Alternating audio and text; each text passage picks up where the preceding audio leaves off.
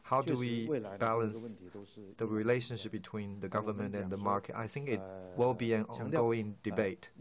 We emphasize two unshakables, so we remain committed to the diverse structure of economy, so foreign, domestic, state-owned, including state-owned and private. So that's a clear-cut policy. But in the Constitution, there is more emphasis, and the protection of the state sector actually exceeds or trumps the private sector interest. That's why we say it supersedes the private sector. When can we really make all economic actors to feel equal and comfortable? The government needs to create a level playing field for all parties to compete effectively. Thank you, Dong Shen. We won't be able to go deep at this point. I would like to give the floor to Justin. Professor Lin used to be is working at the World Bank as the economist, so maybe he can share some of his observations. I remember you had a story from Poland. Maybe you can talk about that, the best practices. I was in Africa not long ago, and African countries also like your series very much. The government versus the market are this set of players are the most important players in the economy, and the relationship is, without doubt, a very important and influential one. Regrettably, in the academia and also in the industry, there's been some swinging in people's theories, and we can still recall in the old days, the Kenyan School of Economics took the upper hand. So the emphasis was placed on market failure, and the proposition was that the government should play a proactive role. Guided by that theory, many developing countries underperformed economically. By the 80s and 90s, in macroeconomics, the rational school defeated the Kenyan school, and then neoliberalism also prevailed. The mainstream view was developing countries underperformed because there was too much government intervention.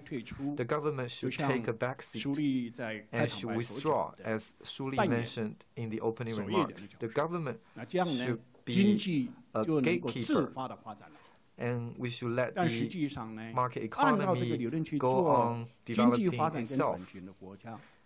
And then we had economies in transition. Many of the economies actually froze economically, and some of them even had setbacks. There's more frequent crises than in the 70s.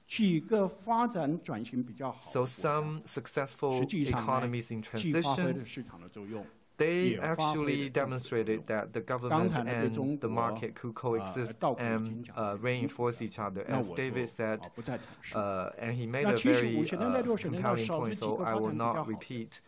For those exceptions, like the four tigers in Asia, like in Singapore, Taiwan, Japan, Korea, in their economies, the government was the facilitator, and the government steered the economy in the right direction. That's why they overperformed. I think we need to have a theory. We need to reinvent our theories. When I was the economist at World Bank, I already put forward the idea. My economic thought is a new theoretic framework for managing the relationship between the government and the market. In our economic development. We want to create an effective government, but market failures are very commonplace. The government needs to take an active hand to overcome failures, so that business owners such as Mr. Li could be truly incentivized. But for the government to play a constructive role, it will be very difficult and delicate balance. Sometimes they intervened where they are not supposed to, and sometimes they under-delivered. I mean, the government needs to be active. That's a precondition. But effective market has to be the benchmark. If the government should correct market failure and it's not doing that, then it's considered bad. But if it's overdoing it, it's over the boundary, then it will be the government's fault. So I put forward this new economic framework.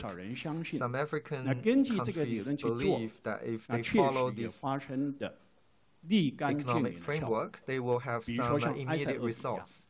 Say in Ethiopia, it's a landlocked country, bad infrastructure, bad institutions, one of the poorest countries in the world. Before 2012, nobody thought Ethiopia could actually thrive and could actually become a processing trade hub. So they follow the thought of my economic theory. They identify the strategic industries, and the government took a constructive role. They built export processing zones. They attracted FDI. So I can report with great pleasure to you, Ethiopia has now become a magnet of FDI attraction in Africa. So Ethiopia today is similar to what China was in the 80s and 90s. I'm encouraged that my economic theory in 2015 was followed by the Polish government. The Polish government was the first socialist economy to transition itself in Eastern Europe.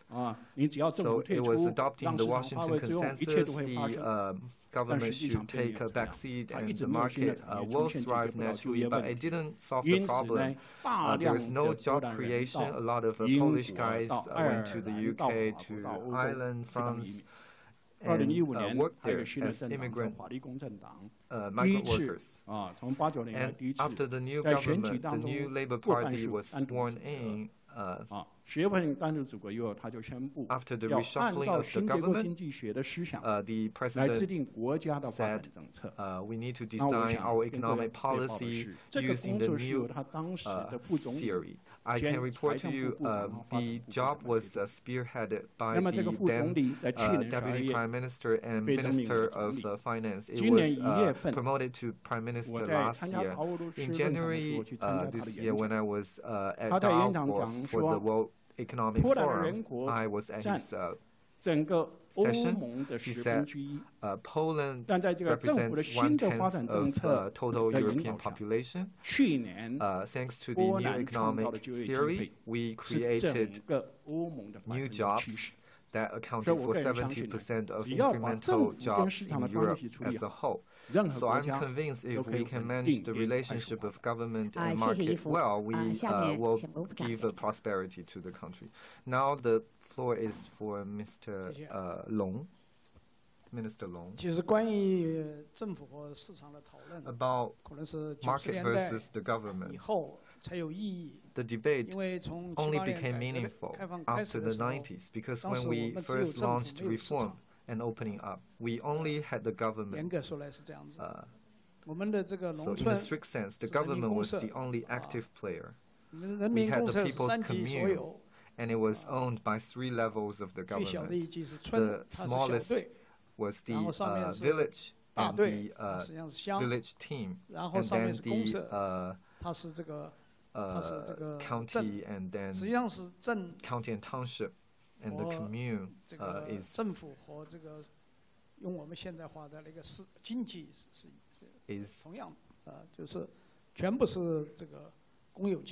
is very much a state-owned economy setting. In a city, we can see a small barber shop, a restaurant, everything is state-owned. All the economic operators were controlled by the government. We call ourselves units, economic units. Before the 90s, there was no market at all. That's why when we started negotiations in '92, China was not recognized as a market economy. So we can't even raise that request because most of our economy was state-owned. Why Nicholas mentioned that the private sector has really thrived in the last 20, 30 years because the government decided in rural areas to roll out the household contract system. So it replaced the commune system from every level down. So the unit went from a commune to a household. So we cultivated the rural market. In the first 20 years of our reform agenda, we were trying to cultivate the market because market was non-existent and ownership was only state-owned. And foreign trade only really developed after we created the market because we had only 100 foreign trading companies, state-owned foreign trading companies. We deregulated the sector. That's why more companies receive foreign trade licenses, and then the number of foreign trading companies really grew. The government played a critical role. Why? Because all reform and opening up measures had to be decided by the government. The government emancipated productivity using the household contract system. In urban areas, we encourage township businesses and business by private individuals. It was disallowed before that. After that, manufacturing really took hold. Foreign trade followed. After China's WTO accession, we had 500,000 foreign trading companies. So in the first 20 years, we were trying to emancipate productivity and cultivate the market, and government's reform program really play a critical role. So China is a unique case because the government was instrumental to economic prosperity, and government used reform. And the results of reform fed back into the reform agenda. I can share a story. I was greeted by someone when I was boarding. He came forward to thank me. I said, "Why thank me?" He said, because he was in the foreign in the registration business. He used to do trade via intermediaries in Hong Kong, so he could only pocket a small amount of the profit. But then after direct trading was made available, he received the license. He could kill the middleman, get rid of the middleman, so he could sell directly to overseas markets. That way, his profit margin improved. More importantly, he could travel to Europe and the US to see what requirements and procedures are there, and he streamlined his process. He's now making millions every year, so he's become a millionaire. So, you know, that there's many stories of rich business people being made. Reform measures, opening up measures really improved our productivity and created a viable market. Now, the big question is, the government used to be very poor, our mayors, governors, village chiefs had no power. We had little corruption because there was no money on the table. After 20 years of reform, we became richer. Land sales proceeds is one important revenue source. Local governments sold a lot of land and pocketed many revenues. Farmers, small business owners, and small manufacturing companies and foreign trading companies also paid a lot of taxes. So the government is really loaded today. It has its goods and bads. The good thing is we created a lot of state-owned enterprises. We created a lot of local government financing vehicles from the provincial level to the grassroots level because they received a lot of revenue from land sales, from tax collection. Many big SOEs were created, and they were competing with the private sector. And also foreign companies came in.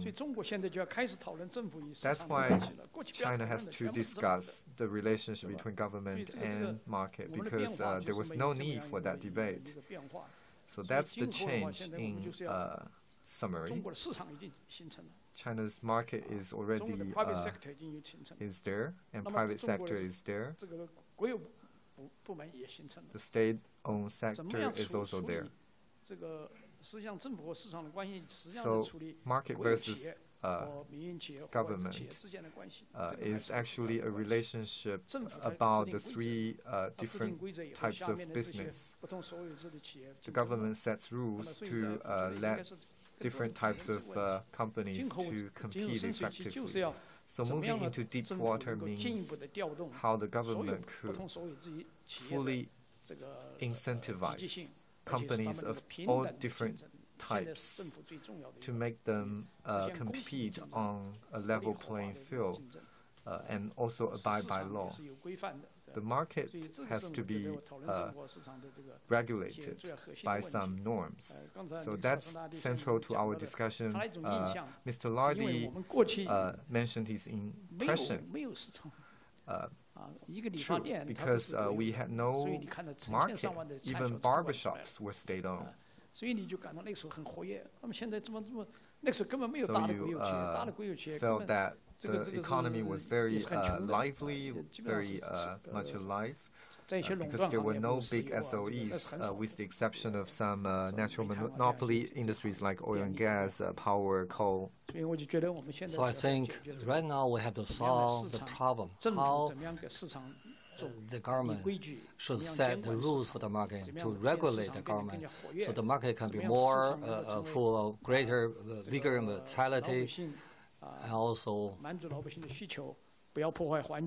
to satisfy needs of the general public, not to damage the environment, not to create fake products, to protect the IPR. So those are the important functions of the government.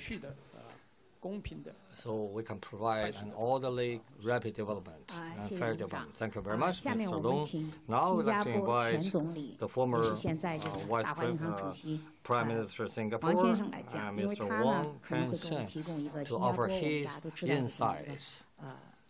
As we know, Singapore has a lot of experiences for people to share. Thank you. Thank you. 谢谢。 What Mr. Long Yong-tu just 刚才龙永图 told 先 you 生 about the 谈到 government 了 versus market is a 政府 necessary 和 debate.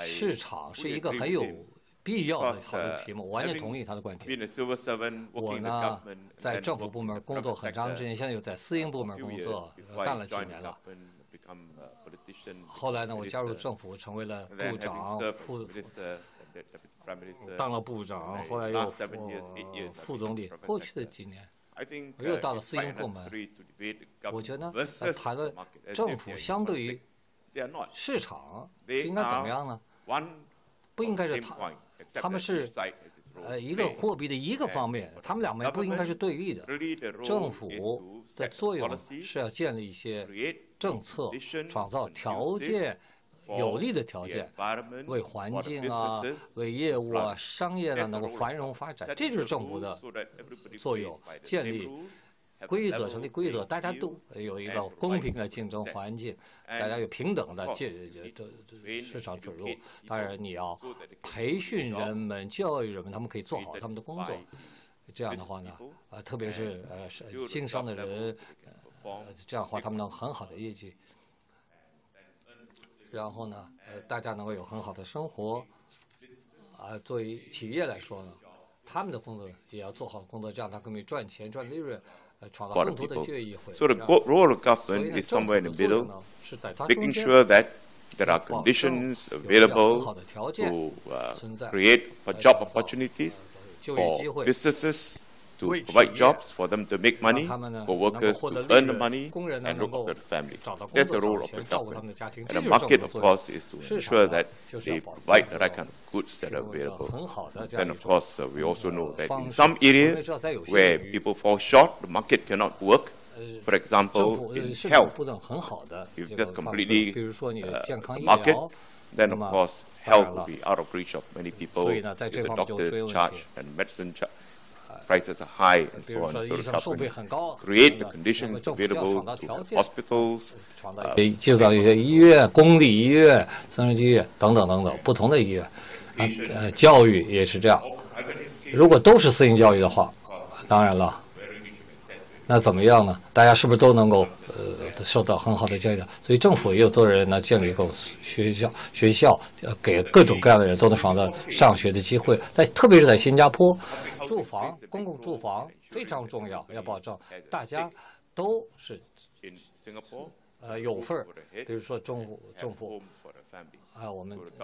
所以政府呢也提供公共住房，大家为此付费，所以呢，而且呢付这个各种各样的这种按揭啊等于，比如说10年怎么样付按揭，然后如果你经济条件更好，业绩更好，你就可以买私营住房等等。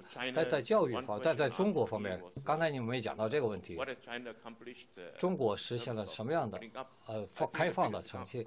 我觉得中国的最大的成绩就是7亿人脱贫。这简直是前所未有的，历史上都是前所未有的，是一个非常了不起的过去40年的巨大成绩。改革开放，今天早上我说了，习近平主席说到，想象一下，在过去40年，比如说增长尤其情况，在未来40年又会怎么样呢？又会有更多的更多的什么发展呢？等于政府有作用，创造机会来保证未来的40年会更好，比上个40年要更好。年轻人会更好的有更好的情况另外，在过去40年有缺点的话，比如说发展有个领域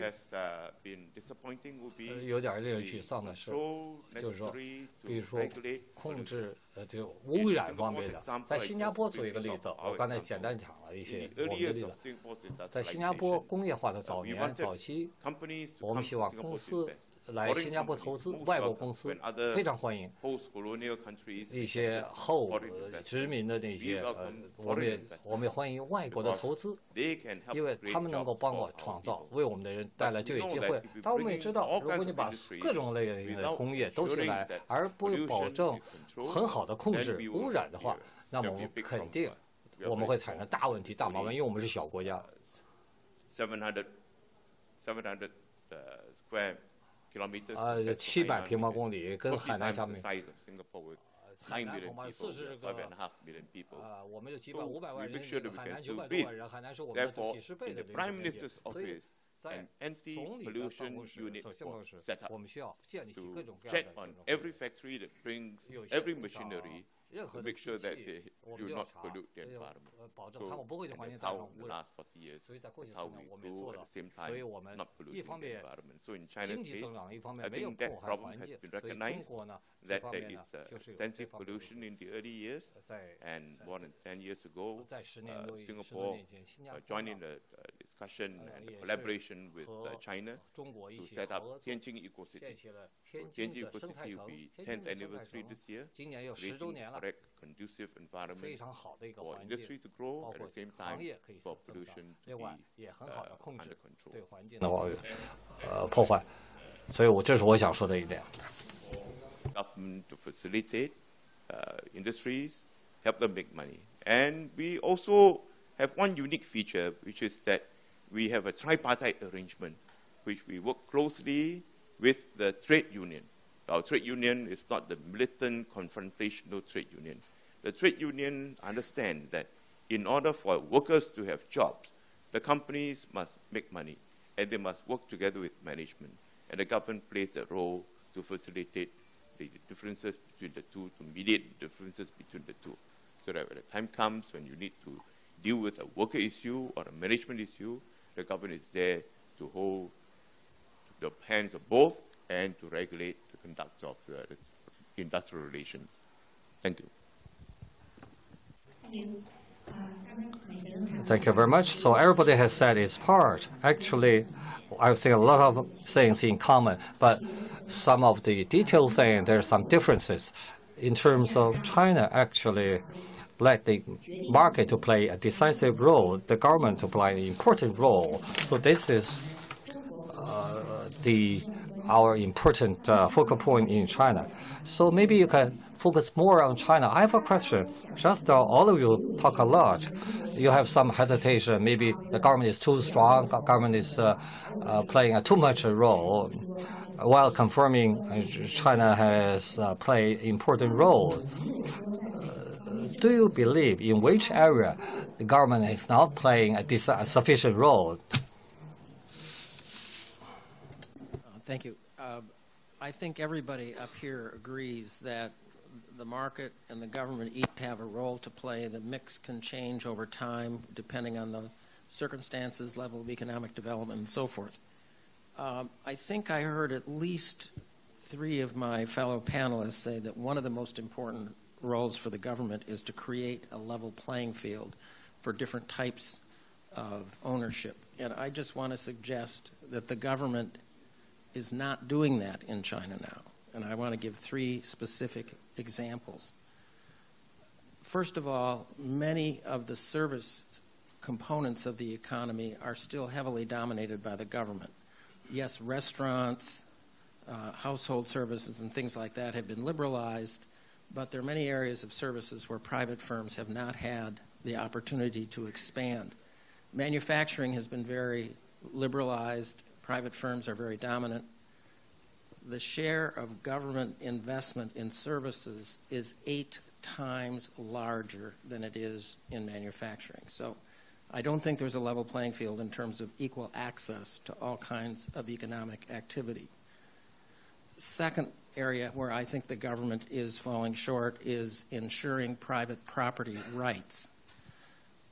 The Chinese Communist Party Central Committee put out a document in 2016 saying that it was essential to do a better job in protecting private property rights, and even said that the private property of private entrepreneurs had been confiscated, expropriated, and frozen.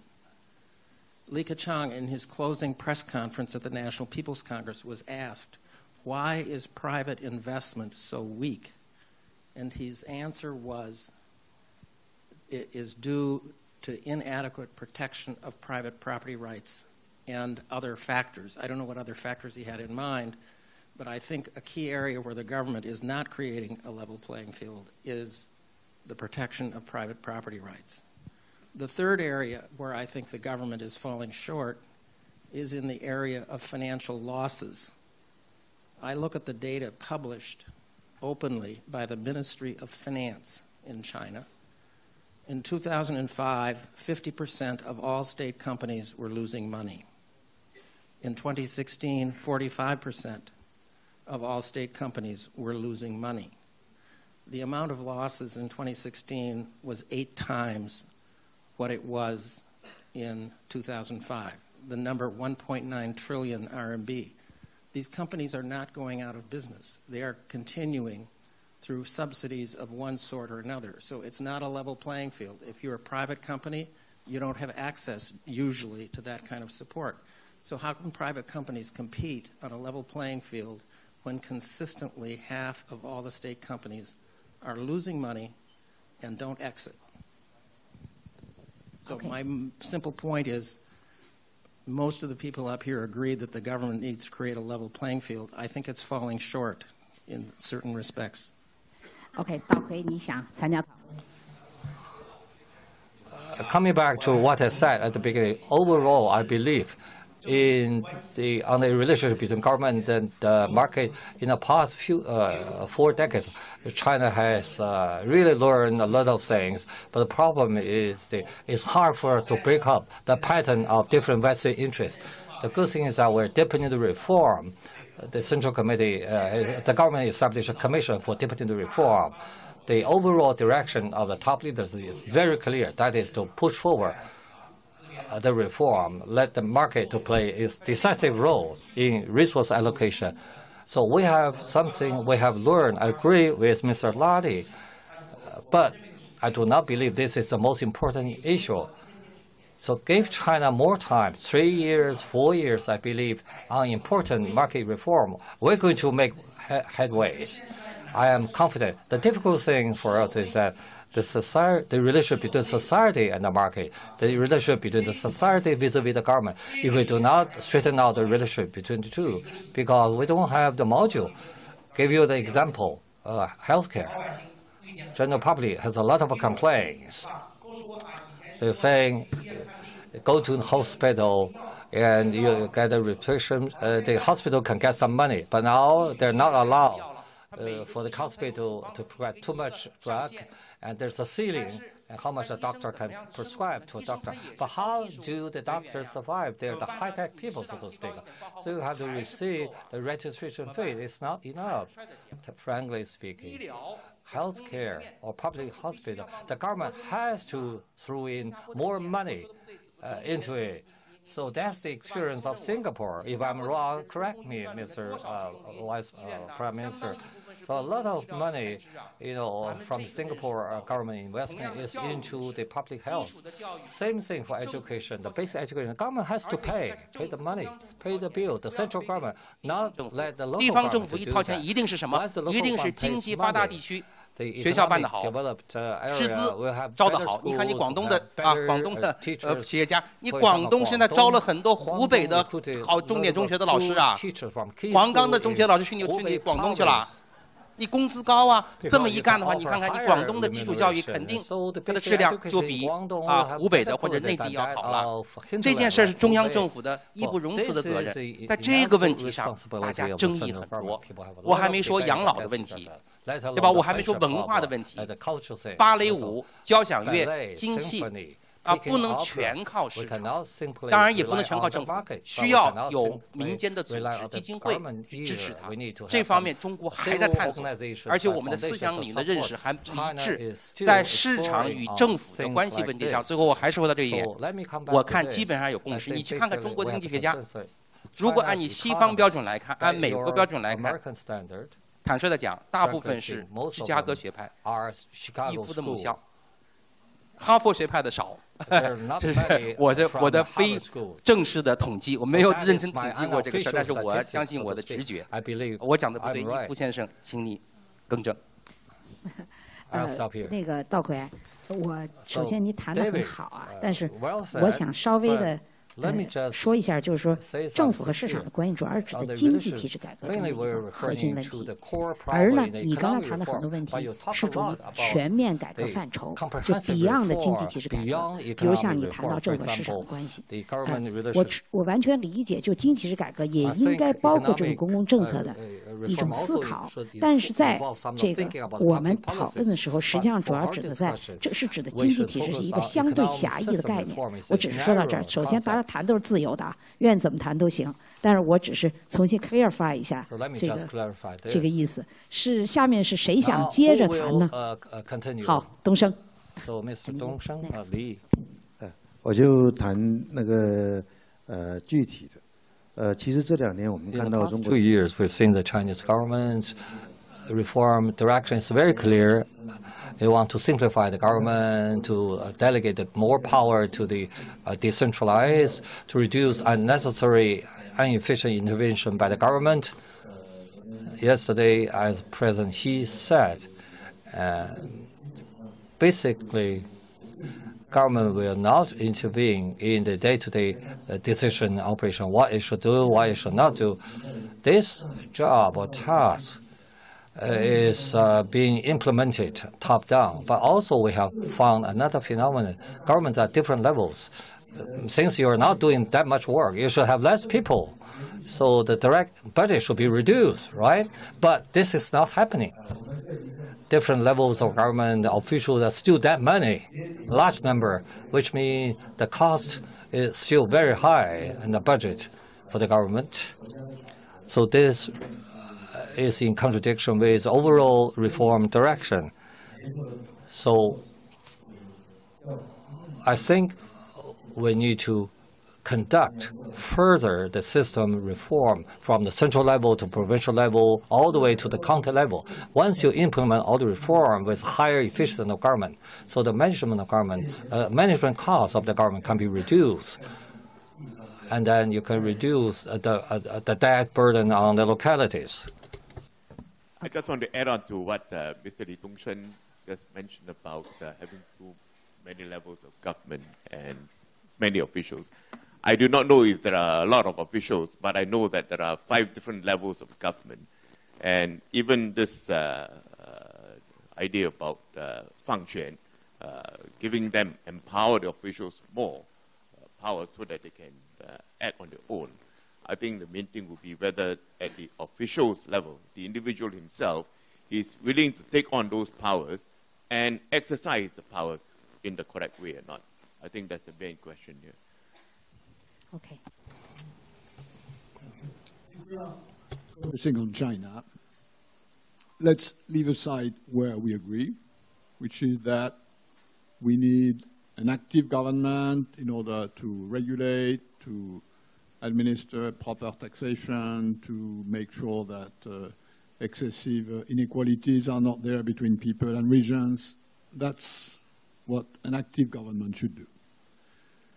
The problem with China is that a part of that remains in the hand of state-controlled capital companies. So the question for China today is, let's agree that we need an active government. I think we all agree on that there is a proper balance to be found between government and market. How much does this necessitate of collective ownership of state-capitalized run enterprises?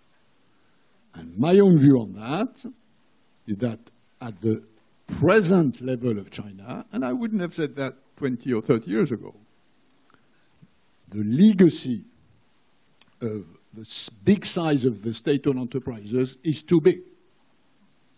It's not that government is too big, it's that the part of government that is exercised through the power of ownership of capital is too big. And this is a problem because, A, it may crowd out the private sector and enterprise blossoming and innovation. B, it can be the wrong allocation of resources. After all, this is public money. It's not private money, it's public money. And my own view has always been that administering public money needs more care, more attention than administering private money. And third, this may have consequences on what was already discussed, which is whether or not there's a level playing field between state-owned enterprises and private enterprises. So unless there is a view on that, which is how much is needed and what sort of precaution do you take in order to run notably a competition policy that makes sure that competition between state-owned and private-owned is fair, and this necessitates regulations. It necessitates control, which is what we in Europe call state aid control. Again, not that the state should not own, but it should own in a way that doesn't open to the criticism that these debalances the level playing field. So I think that's the important question, not the theoretical one. But in the case of China, I'm personally convinced, and I listened carefully to what the president said yesterday, I'm personally convinced, that's my experience for the last 25 years, that China will have a big problem to open up more without shrinking the state-owned sector. Okay. 伊夫，我想你是全国工商联副主席。 Justin, you are representing the All China Federation of Industry and Commerce, and you are also an economist. So it's an apt question for you because both gentlemen from Europe mentioned the issue of state capitalism. And we are now talking about the second half of China's reform agenda. So how shall we proceed? In the last 40 years of reform and opening up, companies, business owners, especially private business owners, have really made a significant contribution. When we first opened up in 1978, there was no private sector or private economy. About 70% of the economy was state-owned, 20% township-owned. And we know the private sector, in terms of quantity, represents about 80% of the universe. In terms of GDP share, more than 60%. In terms of revenue, tax revenue, and job creation, they are also big sectors. So we need to encourage entrepreneurship, and in our reform process, the private sector has really contributed. Our transition was from a command economy to a market economy, as Minister Long rightly pointed out. We saw other economies in transition, including those in the CES and Soviet region, and some in Europe. They were more aggressive at transition. The government was really out. But the fallout was economic meltdown or economic slowdown, standstill. As I said, they didn't manage the relationship between government and market well. My personal understanding is the relationship can be compared to the tip of the iceberg, which is above the water, and versus what is beneath the water. Without the ice beneath surface, the tip will not show. So it needs that support. In our reform process, I concur with Professor Li. The relationship between government and market was capably managed by China, but we overdid in some places, in some sectors. We had direct intervention in some sectors, and we supported too much local investments. And in terms of regulation and institutional framework development, we probably did not enough. President Xi mentioned in the opening session, we need to keep abreast with the times. So now we should be bolder in opening up our market wider. But in doing that, the regulatory environment has to be robust so that we won't see chaos or disorder. That's my view coming from an academician and also an economic figure. So Minister Lung, could you also share your observation? I think we are clear about the relationship between the government and the market. The government sets the rule and oversees the enforcement of the rules and regulates. As simple as that. But the government in China is not just one piece of steel. We have 5 levels, And we also have various ministries and government agencies under the State Council, PBOC, MOFCOM, MOA. The biggest challenge to China today is there's no good interagency coordination. There's overlap of responsibilities. Ministries compete for interests. And since they are easier, since they are profitable, since they are more favorable politically to them, MOA didn't want to do this, and the Ministry of Machinery and Industry wanted to give the bad job to others. So the government in China was lacking coordination, and it was fragmented to some extent. Enforcement and execution power were both very weak. So I was really encouraged by the report of the last two sessions. Indeed, many of the ministries and responsibilities have been merged. That's a right step in the right direction. But then we have to ask whether there's a unified implementation after they are consolidated. When we manage the relationship of government versus market, we have to make sure the government is corruption-free. It's got a clear set of responsibilities, and it should not haggle between one another. There's no infighting. That has to be resolved first to give more healthy development to the market. Thank you to Minister Leung. David, your turn, and I will comment briefly. The SOEs definitely need reform. There's no question about that, because it was already pointed out very clearly in the third plenum report. We regulate capital not companies. We also need to recruit professional managers from the market, and then full delegation of power. But I want to tell my colleagues from Europe, when we speak of SOEs, they should not be viewed from a tinted lens. They should not be regarded as secondary, as inferior. I want to make that clear, because many of the SOEs play by market rules. For example, the sterols I use at home are made by SOEs. It's a subsidiary under China Aviation Group. I'm not trying to advertise for that company, not trying to promote it.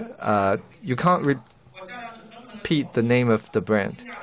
Well, I may buy a car from Guangzhou Auto. I don't own any stock in the company. But I think if it's playing by market rules, it's well regulated, then it should also become efficient. For example, in Singapore, Temasek is managing many portfolio companies. ROI averages about 14% on an annualized basis. It beats most of the mutual funds on Wall Street. So reform can definitely happen. It should happen, because we know, because the shoes are we wear the shoes, so we know where we need to change. We don't work for Temasek, but Ascender Singh Bridge, of which I'm chairman, is 51% owned by Temasek, the other 49% owned by the Jurong Town Corporation. I would like to let you know that Temasek does not interfere in the operating company's governance, because each one has its own board of directors, and I, being the chairman, I'm responsible for the running of the company together with my management, and not Temasek directing. So even though Temasek has shares in many companies, they leave it to the individual boards and the own board's governance to conduct their business. So I thought I ought to clarify this point before some of you get away with the idea that it's Temasek that directs individual companies. 也新加坡国有企业领导人的看法啊。 The view from an ex-deputy prime minister. I must leave some time for Q&A from the floor, so please use the mic. 不行，你得有麦克，你稍微等一下，对不起。要不然给你我这个。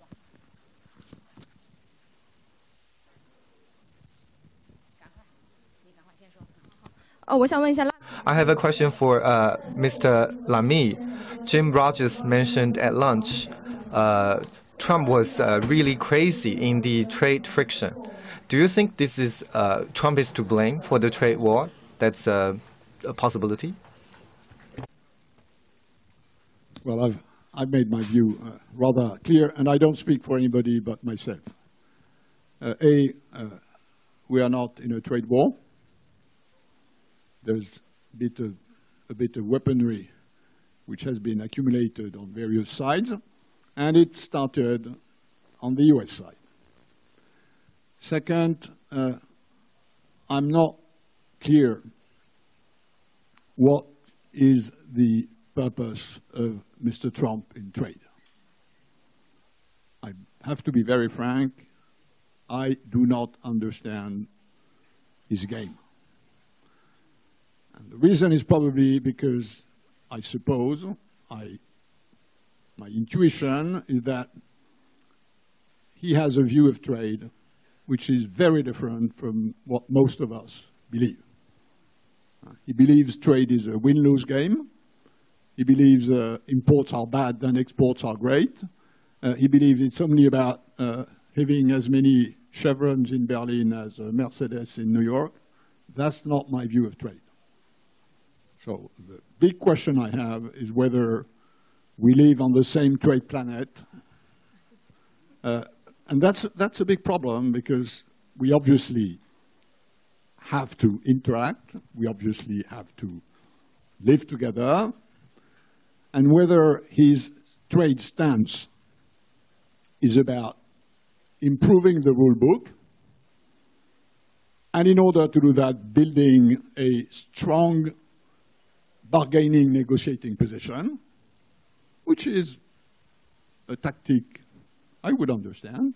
After all, if it's about a negotiation, people prepare a negotiation, they have a body language, they can have war paints, they can wear special battle dress.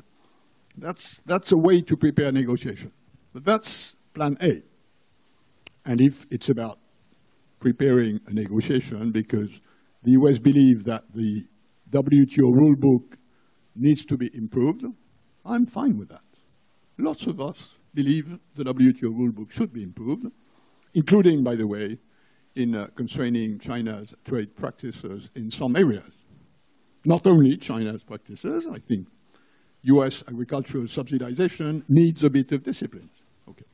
So that's the optimistic interpretation.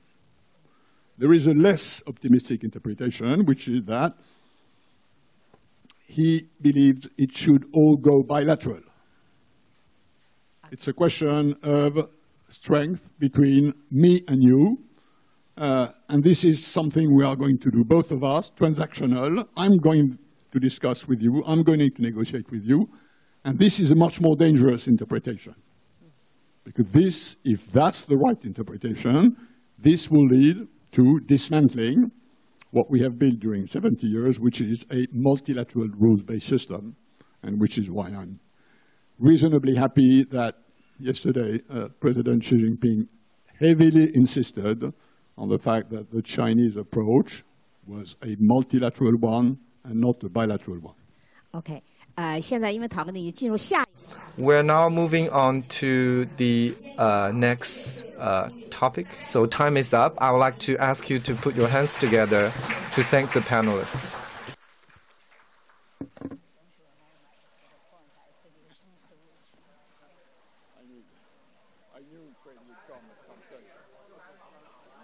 本次分论坛已结束，请大家尽快离场，不要在场内逗留，接受采访。谢谢。Ladies and gentlemen, the session has concluded. Please leave the stage as soon as possible so we can prepare for the next session. Thank you very much. 来宾，本次分论坛已结束。